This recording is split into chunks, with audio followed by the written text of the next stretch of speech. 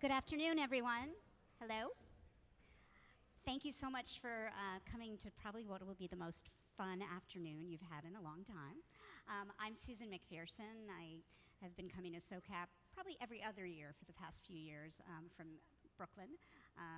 And I run a consultancy, a social good corporate responsibility consultancy called Mcpherson Strategies. So I was appreciative and thankful when my friends at SOCAP asked me to kind of MC this very exciting afternoon. You are going to hear from 10 entrepreneurs that are specifically going to be talking about community development and then health. These entrepreneurs are on the front lines of creating meaningful and sustainable impact. And believe me, they have put blood, sweat, and tears into their ventures. So for all of you here and any friends that are coming in afterwards, remember how hard it is getting up to pitch, and they're probably, everybody's sweating and nervous. So let's really be supportive of them and listen carefully.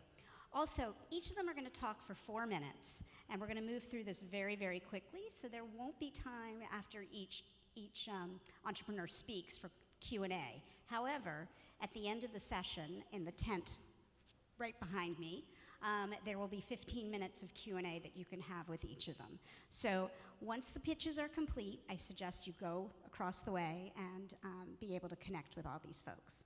So without further ado, I'm going to introduce our first social entrepreneur, who is Bruno from Collab. So thank you very much, Bruno. Come on up.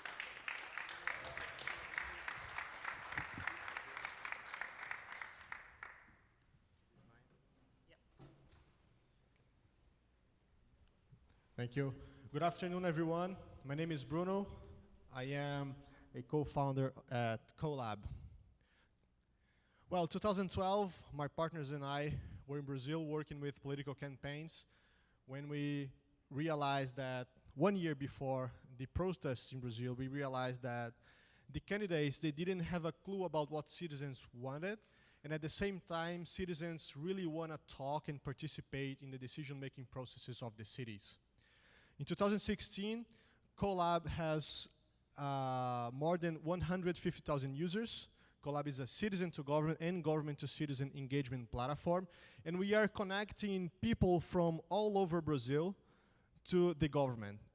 Now we have 133 cities that use our platform as clients, mostly municipalities, including the cities of Curitiba, Teresina, Niterói, Santos, Porto Alegre, and all those cities, in all those cities, citizens and governments are using Collab as a bridge. But why a bridge? Because we believe that transparent governments working in collaboration with engaging citizens are responsible for creating better cities for the people, with the people. So for citizens, Collab is a social network where people can report issues, suggest urban improvements, and participate in the decision-making processes, choosing where the taxpayers' money is going to be used. For governments, Collab is a CRM and workflow management tool, and also offering participation solutions for them. So everything that people post in Collab's social network goes to a government platform where they can assign to the specific department, manage the workflow, and get insights on how the performance of the public entity is going on, which department is working better, which department is delivering better levels of services to the people. We also offer them a lot of big data analytics so that they can start to bring citizens to the decision-making process. We offer the solution in a freemium version, so they can use some basic features for free, and we offer them premium paid advanced solutions. Governments are happy to advertise us, and it's funny because in the beginning we thought that we needed a lot of people making pressure for the governments to come on the platform, and now we see that we don't need that. Governments are already willing to open the decision-making processes and their maintenance to the people. Mayors are the ones that are getting us new mayors to come to the platform and start using Collab.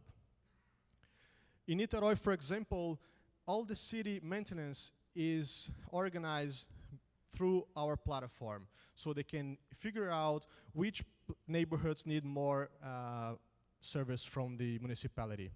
In Campinas, the people chose a band for a public event. In Santos, we run 10 million of their participatory budget through our platform. That's 32 times more participation in comparison to the year before. So 32 more votes on the participatory budget because we run it digitally through our platform. So for the future, we are organizing a big stack of citizens, city, and government data to open to new verticals and to the world. A new vertical, for example, that we have now is a health vertical. So we have a platform called Sin Zika in Spanish, Break Zika in English, focused on citizens' participation to prevent the Zika outbreak. So we've been learning a lot. We've been growing and selling. For the next 12 months, we're going to reach 5 million reais in contracts with the government, creating better cities for the citizens, with the citizens. Thank you very much. Beautiful. Thank you.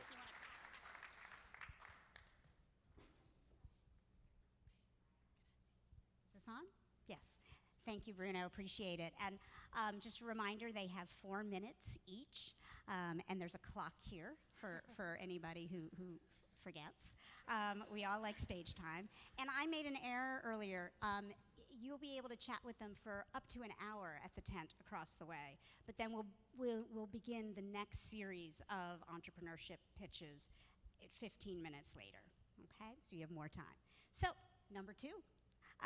Happy to introduce Gabriela Roca, who founded Laboratoria. Welcome.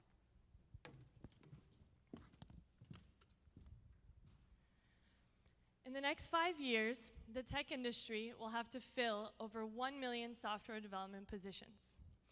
But did you know that even if we consider all of the university graduates and all of the people going through the different coding boot camps in this country, around the country, we won't even be able to fill half of those positions, not even half. Hi, I'm Gabriela, we are Laboratoria, and we are working to change this. In Laboratoria, we empower young women from low-income backgrounds by giving them access to quality education and work in the tech sector. Our goal is to become the leading source of female talent for top tech companies around the world. Only in Latin America, there are over 22 million disenfranchised youth whose talent is being completely wasted simply because they don't have access to the right opportunities. Women, unfortunately, are overrepresented in that population and account for about 70% of that youth. At the same time, you have this booming tech sector with thousands of job opportunities being presented all the time with growing demand, and women are simply not there. Today, women account for less than 10% of developers in the industry. So how do we bridge this gap between this large population of unemployed youth and this growing demand in the tech sector? First, we look for talent where no one else is looking, and we identify brilliant young women who simply haven't had the right opportunities to be able to get ahead. Second, once we select them through a rigorous selection process, we train them in an immersive and intensive 5-month boot camp where we teach them the hard skills and the soft skills they need to be successful programmers in the industry. At the end of the 5 months, we actually match them with a network of companies that we have in the tech sector where they can begin an exciting career in tech. We also have an innovative business model that allows our students to pay if and only once they are employed, making our program accessible and therefore affordable to the people who need it most. We began Laboratoria a little over 2 years ago in Peru, and we have since expanded to Mexico and Chile. By the end of this year, we'll have graduated over 400 programmers. 70% of our students are placed immediately after the program in different quality jobs in the tech sector. Importantly, we have our employers report a 90% satisfaction rate, and our students triple their income as a direct result of our program immediately once they are employed. Our leadership team is composed of a group of highly qualified individuals from a diverse set of backgrounds and experiences that provide guidance in reaching our bold vision. Together, we lead a team of over 40 professionals, an international team of over 40 professionals focused on innovating by learning and perfecting an educational model that is already changing and transforming the way we view tech education and the way we view job-oriented education. We have already raised over $1 million in the last year from important partners like Google, the Inter-American Development Bank, LinkedIn, Microsoft, AT&T, and other 20 tech and multilateral organizations around the world that share our vision. We're here to raise the next round of funds so that we can be able to consolidate our model, scale, and reach 10,000 women, generating 10,000 new developers for the industry by the year 2020. Thank you.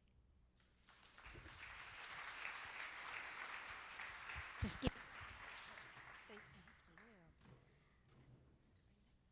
Excellent. Thank you so very much, Gabriella, excuse me. Next we have up Brendan Brewster, who founded Veerhouse Voda. I hope I said that correctly. So, good luck. Hi everyone, my name is Brendan Brewster. I'm the CEO and founder of Veerhouse Voda. And the problem that we're trying to solve really is one of affordable housing, specifically when it relates to disaster regions, disaster areas. And what started this whole thing off is I lived through Hurricane Andrew, I lived through Hurricane Sandy, and I went to Haiti after the earthquake. And what really struck me was really the damage in terms of the loss of life and injury to people that happened there versus other disasters. You see, I think it was 300,000 people that were killed and 1.5 million that were left displaced. And that's about a third of the population of LA, right? What do you think about that? And the reason is, it's because of two real things, and that is poor construction materials and poor engineering. And this is actually something that takes place in not only in Haiti, but impoverished regions in general, because when you live at a subsistence level and you think about having to either feed little Johnny or spend that money on paying for an engineer or construction materials, that choice may seem very simple at the time, but can often lead to disastrous consequences later on. So, Veerhouse Voda, we have a building system. Actually, let me say this. We have a building system that actually has a steel frame. This steel frame is actually, if you think about it, it's like a roll cage for a car, but it's engineered specifically for the disasters in that region. Then we have an EPS wall, which is a recyclable form of styrofoam. And it's also a great insulation material. And then when you put this all together, we actually encase the entire building with a type of concrete. And this provides a building that is disaster resilient, hurricane resistant, fire resistant, flood resistant. It is insulated and very energy efficient because the insulation lowers your cooling cost or your heating cost by about 60%. It's actually all recyclable, 98% recyclable, meaning cradle to cradle. At the end of the life cycle of that building, you can actually take all of that material and put that back into a new building. And it's about 5 to 7 times faster to build than traditional construction. So what we did is we started in Haiti after the earthquake. We built our first sample structure. We imported all the materials and we built it as a kit. And the market really carried us forward. That year, we did 83,000 in revenue. The following year, it was 954,000. So we quickly realized that it was in the best interest really to build a factory in Haiti to produce that material locally that created more jobs. Now, Haiti is a tough market to work in, but we actually won 2 business plan competitions. We won the business plan competition from Compete Caribbean, and we won the business plan competition for PADF USAID. We also raised $2 million in debt, and I'm proud to say that today, earlier this year, we launched our factory. We have built 34 buildings, which is a combination of hospitals, schools, medical facilities. We hire 71 people direct and about 1,600 indirect when you think about doors, windows, and other ancillary items. And we have a higher number of women in the workforce than any other construction typology in the country. Now, we think that this system works well in Haiti, and we've proven it.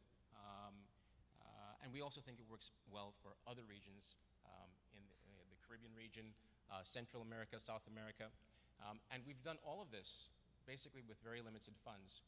We're here today to try to find a like-minded investor, equity investor, who is interested in actually taking this to the next level and looking at the other markets. And if we've done this with limited funds, imagine what we can do with your help.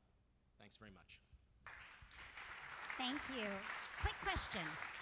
What, Brendan, what does Veerhouse Voda stand for? Oh, well. What does it mean? Okay, so my company is a combination of a Dutch and U.S. company, and Veerhouse is actually part of the technology. It means spring. So Very building nice. from the ground up. Well, and anything Dutch, when I think of spring, I think of tulips. Okay, so next, and again, I appreciate everybody giving good, loud rounds of applause for these folks because they're doing great work. Next, we have Samuel Pressler, who has created the company Armed Services Arts Partnership, aka ASAP. Come on up. Thank you. Is this on? We're good. Are you guys awake? Because I have a joke and you need to be paying attention in here to get it, or else I'm going to feel really embarrassed on stage. All right. So Isaura Ramirez is an Iraq war vet who recently graduated from Comedy Boot Camp, the first stand-up comedy class in the country for veterans and their families. Prior to enrolling in the course, she was struggling to redefine her identity, connect with her community, and battle her depression and anxiety after leaving the military. And there are millions of other veterans like Isaura who are facing these type of challenges as they re-enter their communities. That's the punchline. My name is, you'll get it, it's gonna be funny. My name is Sam Pressler, and I am the Executive Director of the Armed Services Arts Partnership, or ASAP. I founded this organization when I was in college because I know the power of a joke to heal and laughter to connect. And this was especially helpful for someone who in high school looked like this guy. Just drink it in. So what started as the ambitious idea of a college student has since emerged as a national model for engaging veterans and their communities through the arts. Our approach has two core components. First, we focus on promoting artistic expression, learning, and camaraderie through intro-level 7 to 10 week classes in stand-up comedy, improv, and creative writing. Each course culminates with a public performance, which allows us to engage the local community to listen to the lived experiences of our veterans. From there, we partner with colleges, arts organizations, and performance venues to ensure that our alumni have continuous opportunities for growth as artists, performers, and supportive members of our community. In the process, we empower veterans to derive transferable life skills, a renewed sense of purpose and identity, and healing benefits, while building bridges of understanding between the military and civilian worlds. So you might be asking, what happened to Isaura Ramirez? By all measures, she's a stand-up standout, yet her experience with ASAP goes deeper than pure comedy success. She claims that Comedy Boot Camp changed her outlook on life, providing her with a positive coping mechanism for depression. And I want to quote it, "Comedy really helps me change my outlook on life.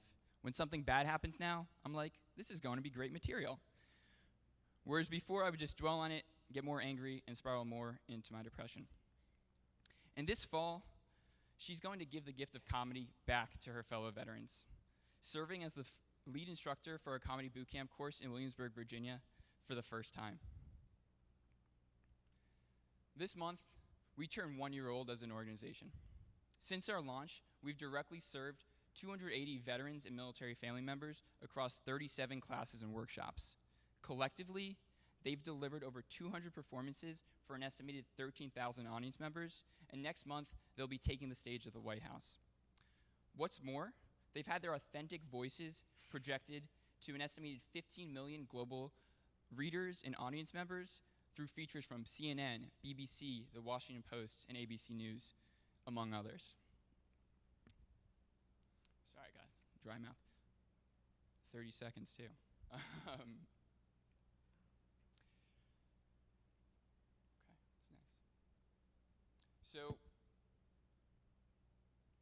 we're now looking to grow our team with this funding build our operational infrastructure, and begin launching our comedy bootcamp program on a national level. I encourage you to join us because nationwide there are millions of vets like Isaura for whom the arts can change lives, and I think we need to work together to make this change ASAP. Thank you. Don't worry about it. Excellent, excellent name, ASAP. Very, very smart and easy to remember. Last in the community development bunch or batch, we have Jessica Mayberry, who founded Video Volunteers. Welcome. Hi. So inspiring to hear everybody's work. Wow. I'm Jessica Mayberry. I'm the founder of Video Volunteers. And I'm going to start by introducing you to one of my colleagues. This is Artie. She started cleaning shit in people's houses when she was about 8 years old. Now she makes videos for a living. She says, I gave that up. Now I only sweep floors in a government office. The officials say in the morning she sweeps here, and in the afternoon she brings her camera to interrogate us. They're really afraid of me because my videos can expose their corruption and laziness. So, wow, it's funny not exactly being able to see. Video Volunteers exists to give a voice to people like Artie to right the wrongs they witness using the most evocative medium that exists, which is video. We do this because in India, on any given day, only 2% of the content in the mainstream media has to do with rural areas where 70% of the people live. This is a crisis for democracy. The Indian media is pretty much broken, and we're trying to fix it. So what we do, what we are, we're basically, wrong way, we're basically a rural newswire. These are some of the organizations that have taken our content. Our 200 community correspondents, that's what we call our reporters, they produce about 1,500 videos a year. In a lot of the most media dark and far off districts in India, we are the only people doing investigative reporting on social justice issues, and the only people really committed to bringing out the perspectives of the poor. So this is news by those who live it, because all of our reporters live below the poverty line. Our network is 50% women, it's 45% Adivasi, which is the tribals, 30% Dalit. And it's not just about informing, it's about creating change. So once they make a video, they use this content to create local advocacy campaigns in their areas. They show the videos to government officials and communities on widescreen projectors, basically creating a bridge between government and citizens. And it works. More than 800 times the videos that the correspondents have made have managed to solve the problems that the video addresses, bringing concrete benefits to more than 1 million people. So the future for us is that it's time for us to scale this up in a big way. People are ready to buy our content finally now that the network has been built. The mainstream media is seeing that we are one of the best ways to get, and lowest cost ways to get content out of remote areas. We're moving into data, so by the end of this year, all of our network will also be engaged in monitoring the Sustainable Development Goals and working to fill some of the data gaps because of corrupt data or non-available data that exists there. And then, of course, technology. Currently, our people live in areas where there is no internet, but that will change. Whether it's this year or 10 years from now, I don't know. But when they do, the opportunity will be that every correspondent is the hub of a crowdsourced platform for video content. So right now we're teaching them all how to edit their content on their phones. That's just one example of what we're doing to harness technology. So basically, right now we're like the news agency for India's poor. The next step is to transform this into a media industry at the base of the pyramid. And I would love to have the help and ideas of anybody in this room for how to get there. If you're interested in knowing more, I would love to talk to you. Thank you very much. Thank you, Jessica. Two organizations come to mind, just off the top of my head. Witness, that Peter Gabriel founded, of course, and Knight Foundation, which both could be potential benefactors or partners or what have you. Okay, we're going to transition to healthcare social enterprises. And our first speaker, our first entrepreneur founder, is Carolina Salamanca, who founded Baby Faves Organics. Come on up.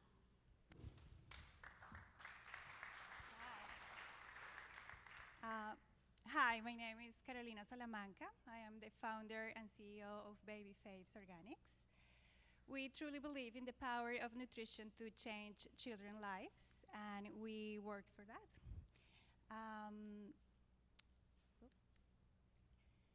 We work on the first 1,000 days of life, and that is an incredible window of opportunity to build better futures and offer children the opportunity to have a better income level, improve their ability to learn, the opportunity to have access to better jobs in an adult lives, and have the opportunity to really change the countries they're living in.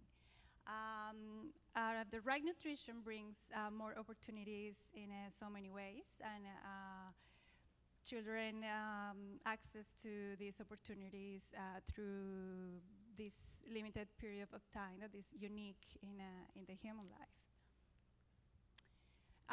Our solution is a product that is, it has 6 principles. First of all, it's a nutritious product. It offers a high intake of vitamins, minerals, and different nutrients that are essential in children's lives. It's also healthy. It's 100% organic content, fruit content, and without any sugar added, without any additive or conservative. It's also affordable in our countries. In Latin America, children deserve the opportunity to have access in no matter what income level their parents have, and to an affordable product for all. Also, our product is accessible. We forecast more than 3,000 points of sale in Latin America. So it's easy to find. Also safe and practical for children, and also USA Organic certified. So we offer 6 principles that could potentially change the future of children in our countries. Our impact is aligned with the Sustainable Development Goals, especially the Goal 2 and 3, that are about health and nutrition. No? So we impact the lives of more than 260,000 children in Latin America during these first 1,000 days. We also offer savings for parents in Latin America by offering a product that is very affordable. And also we support organic farmers in the region through more than 28 tons of organic fruit that we have commercialized in the different countries we are in. Our target market is Latin America, especially those fastest economies like Colombia, Mexico, Peru, and Ecuador. So we are right now in Colombia, and we project our expansion in other countries in the region. These markets, the value of the Latin American market in the baby food category is $2.8 billion. And we project to have a stake of that market. We want to offer product line that is very big in a way that we offer different nutrients to children, from fruits to vegetables to cereals. So our focus is to grow with our customers and offer to them the opportunity to grow with us. That's all. So thank you very much for your time.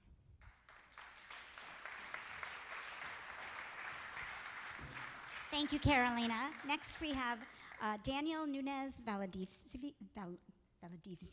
Excuse me, my Spanish is pathetic. Who is launching NutriShake Andino. So please welcome Daniel.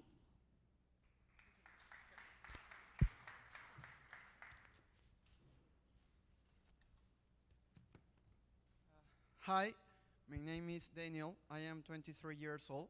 I am from Peru, and I will pitch about NutriShake Andino, the first social enterprise that fights against child malnutrition and anemia in Latin America. We started NutriShake Andino because more than 200 million of children in the world suffer from malnutrition. And it is estimated that 7.5 children under 5 died each year. Only in my country, Peru, 150,000 children under 5 died the last year. So we decided to act to change the life of these children.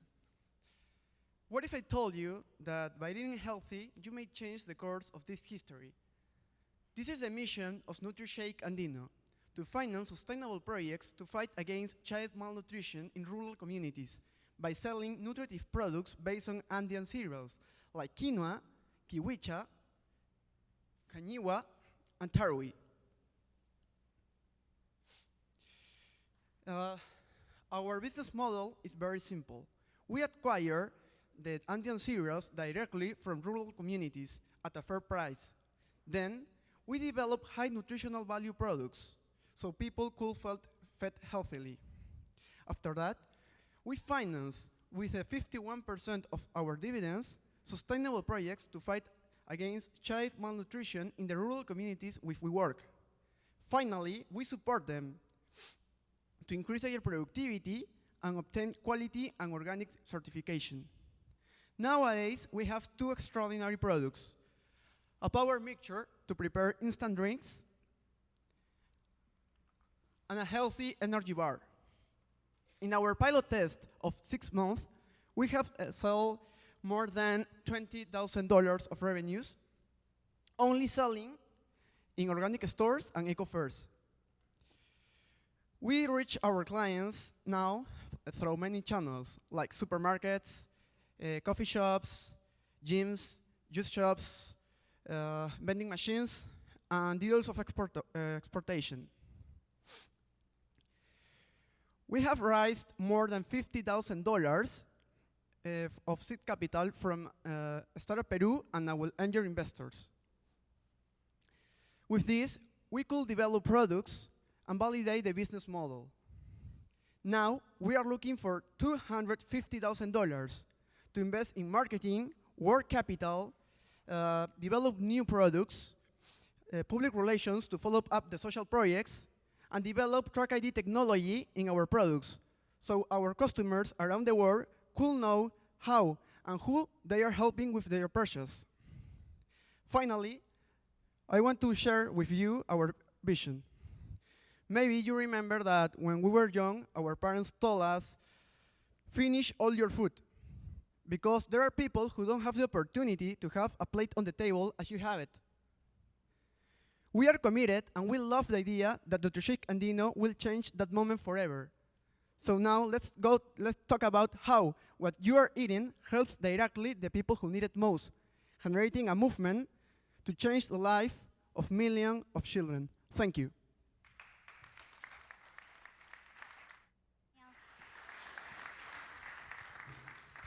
So now we'll welcome Catherine Flatley, who has founded Develop Link.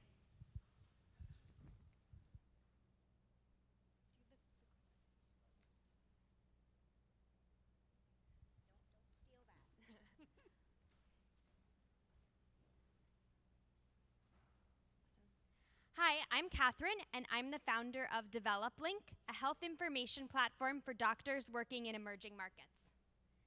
So the problem that we're trying to solve is that it's estimated that over 30 million people die each year in developing countries simply because their doctors don't have access to the necessary information and connections to treat them. A lot of times we think that there need to be more doctors in developing countries, and that's true. But we also need the doctors who are working there to have the information and the connections to be as effective as possible. And the reason that these doctors have so many problems connecting with one another is that because the healthcare systems in many developing countries are extremely fragmented. My company's piloted in Guatemala, and in Guatemala alone, there's social security healthcare, there's public healthcare. There are 3 different levels, actually, of public healthcare. There are private hospitals, there are NGOs, there are medical missions. In Guatemala alone, there are over 600 medical missions every single year. But none of these groups have access to one another, and so they're working completely in silos without the ability to connect and be effective. And so DevelopLink is solving this by bringing together different healthcare professionals in the process of making referrals. We help them to coordinate as they make referrals. And so this is our app. We have a web and mobile app. Our app allows doctors to search for other doctors or healthcare professionals, including NGOs, public sector, etc.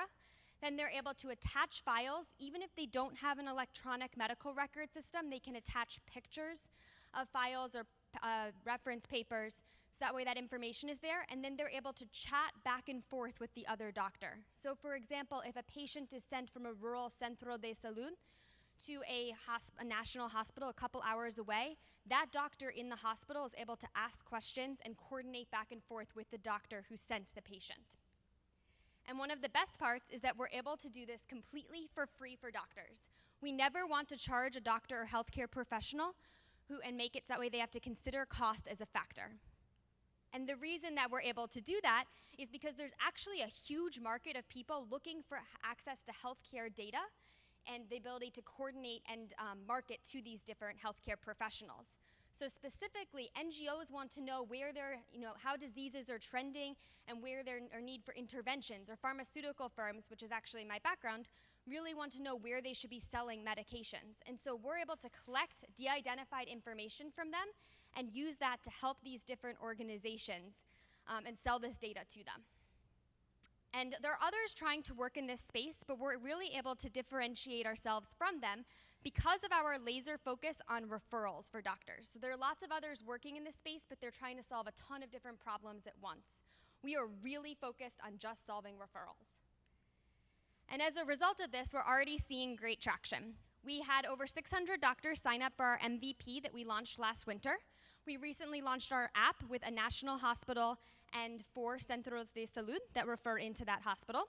And I've already started expanding it to the 2 largest hospitals in Guatemala City. We were able to raise an initial seed round of $150,000 and have completed a couple accelerators and are in the process of actually closing our first data client, which is something we didn't expect to do until 2017. And our goal from there is to continue to be able to grow. And so what we're doing is taking the lessons we've learned in Guatemala and everything that we've been able to accomplish there, and then we're going to begin to be able to scale this throughout Central America, Latin America, and hopefully globally. So if you're interested in learning more and helping us in that mission, please come talk to me after or talk to me during my investor roundtable at 4:30 in room 6 tomorrow. Thank you. Just give it to the next person. Thank you so much, Brittany. Really great work you're doing. So now we have we have Brittany DeJean from Able Thrive. Is this working? Yes, it's all working.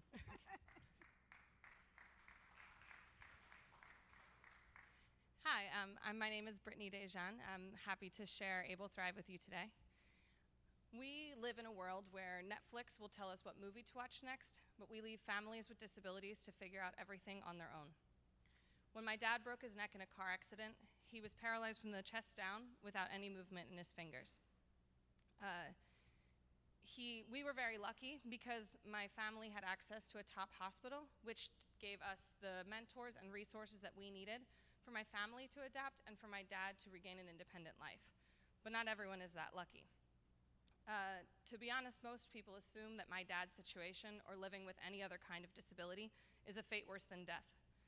But there's actually a large number of articles, videos, products, and services geared towards enabling and empowering families with disabilities to live meaningful and fulfilled lives, but they're buried on antiquated websites with terrible SEO, and internet searches don't do anything to account for someone's specific needs and a disability. And quite frankly, there's plenty of people who have no idea what to put into a search bar. This is why we need AbleThrive.com, a one-stop platform featuring curated resources from a network of organizations, companies, hospitals, and individuals, all put on to one platform that's easily accessible for these families that need this information. Whether you live with reduced mobility, or you're blind, or you have some other kinds of disability, anything from getting dressed to raising a family to skydiving requires unique adaptations, but no one should have to figure this out on their own. We're creating a single point of entry that accelerates knowledge transfer and simplifies the pathway to living well with a disability.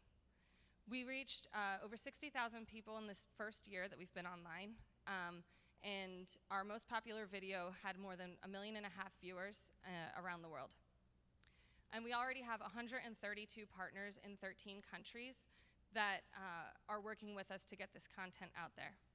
We started by piloting with articles and videos in English for people facing spinal cord injury, multiple sclerosis, spina bifida, and more.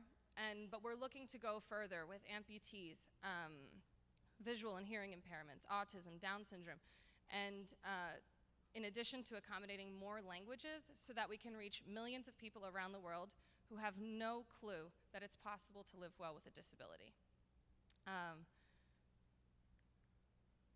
So we have put together a pretty awesome team, if I can say so, of wonderful people who have not only personal experience with disability, but also top talent in web development, content marketing, communication specialists who can help us make this happen. We're launching a new website this January that will not only enhance user experience, but also give us the foundation that we need to pilot our business model. So for a little bit of background, there's actually 1.3 billion people in the world with disabilities who have collectively over $900 billion worth of discretionary spending power. Over 500 billion of that is in the US alone. And this market's growing. 1 in 4 of today's 20-year-olds will be disabled by the time they retire. But this market remains incredibly difficult to target. So by offering, I knew that was gonna happen. By offering premium content, targeted advertising, and subscription models, we can leverage the tagging and filtering system that we're building into our new platform to ensure that these companies can reach the market that they're looking to reach. And these are the companies that are ready to pilot with us in 2017, and our market potential will only grow the more disabilities that we cover. We hope to be sustainable in around 2 years. So basically what we are looking for here is that most of you in this room, I'm gonna imagine, care about someone who live with a disability or maybe have one of your own. So we need people to come together. I'm looking for conversations and connections to people who wanna see this go to the next level. So I'd be happy to talk to anyone in the tent behind, because together we can make AbleThrive the go-to resource for families with disabilities. Thanks. You can just give that to the next person. I hate to be the one that drags them off stage because they're all doing such important work, but just a reminder, after the next 2 speakers, you can go have one-on-ones and chat with them for the next hour in the tent behind me. So next, we welcome Asher Hassan, who founded Doctors. Great, thanks, Susan. It's always fun to pitch when you're twice as old as all the other entrepreneurs who've pitched previously. Anyway, so allow me to introduce you, let's see if we can get the slides working, to my 2 co-founders, 2 remarkable young female doctors from Pakistan who are 2 of 40,000 licensed female doctors who, prior to the launch of Doctors, were proactively excluded from the health workforce in Pakistan, largely due to socio-cultural barriers that prohibit or discourage their participation in the health workforce. Now, this is in a country where 80% of women, such as Sajida shown here, I hope, is that right? No, sorry. again, punchline, just like Sam there, where 80% of women basically lack access to high-quality, affordable healthcare. So at Doctors, we're all about connecting women to their true potential. And the way we do this is we leverage technology and we connect home-based female doctors to remote communities in need of quality healthcare, leveraging trusted local intermediaries such as community health promoters, nurses, and midwives. And what's unique about this is that that we use a telemedicine platform that enables these frontline health workers to conduct very sophisticated diagnostic procedures, including EKGs, ultrasound, fetal heart rate monitoring, etc., all under the guidance, supervision, and navigation of remotely located home-based female doctors, essentially creating an agile workforce. Oh. Okay. So last year we raised around a seed round of $150,000, which enabled us to launch 8 telemedicine centers, 6 in urban slums, 2 in remote rural communities in Pakistan. We conducted over 16,000 paid video consultations, generating over $135,000 in operating revenue, winning a number of competitions along the way. What's more important is that we are now embarking on raising a Series A round of just over $1 million that will enable us to impact over 160,000 lives, predominantly women and kids, raising over $1 million in revenues next year. And we hope to close that round by the end of March 2017. Again, just to reiterate, we've conducted over 16,000 paid video consultations, so we know that there is customer traction and it's growing 40% quarter on quarter. Our team, 2 medical doctors, a medical MBA hybrid, which is myself, a psychologist who has deep expertise in human-centered design, a surgical nurse who has extensive expertise and has worked extensively with frontline healthcare workers. Our business model: for every dollar that we receive, 40 cents goes to the doctor, 20 cents to the nurse, 40 cents is retained by Doctors to scale and sustain the business. Our team has worked successfully in the past to scale an award-winning social enterprise, Naya Jeevan, which has now over 300,000 members in a health plan for the marginalized in Pakistan and achieved profitability last year. Thanks very much for your attention, and I look forward to addressing your questions. My name is Ashar Hassan, and I'm with Doctors, connecting women, improving health, transforming lives. Thanks.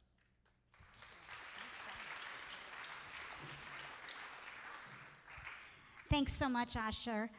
We are at our last entrepreneur for this round. So I am happy to introduce Sonny Williams, who founded Tiny Docs. Thank you very much for that introduction.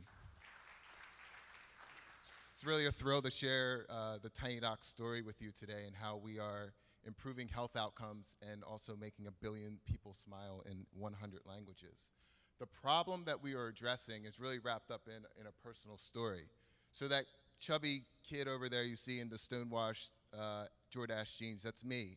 And he was in and out of hospitals as a child. One of the more remarkable experiences was when I was playing basketball. Went up for a rebound, came down with the ball, defender tried to poke out the ball. Instead of poking out the ball, ended up poking me in the eye, scratching my retina, scratching my cornea, and tearing out my tear duct. I got rushed off to the nearest emergency room, and it was there that my mom and dad, as you can understand, was freaking out. I had an eye patch over my right eye, and I had a doctor who was talking at me but not really communicating with me. And you can imagine as a child with whispers that you're going to lose sight in your right eye, and that fear being compounded by this physician who was smart as a whip, very well-intentioned, but unfortunately didn't know how to communicate in a way that I could really understand. And as I got older, this experience stayed with me. As I got older, I learned friends who were starting to have children and start families, and I heard the same narrative over and over and over again, which was smart doctors, very well-intentioned, but there's this communication gap. And it was really impacting not only the families, but it was also impacting the bottom lines of many hospitals. So I came up with a solution to the problem, and that's why I created Tiny Docs. Tiny Docs, we create short animated films to educate kids and families about healthcare in a language that they can really understand. Dr. Patches, Nurse Scrubs, and the Meerkats walk kids through all types of adventures that revolve around tonsillectomy, appendectomy, asthma, MRI, you name it, we are creating an animated adventure around it. In addition to that, we are creating a gamification component, and we're also creating a forum where parents all over the world can connect and lend support to each other and help them through very difficult health challenges.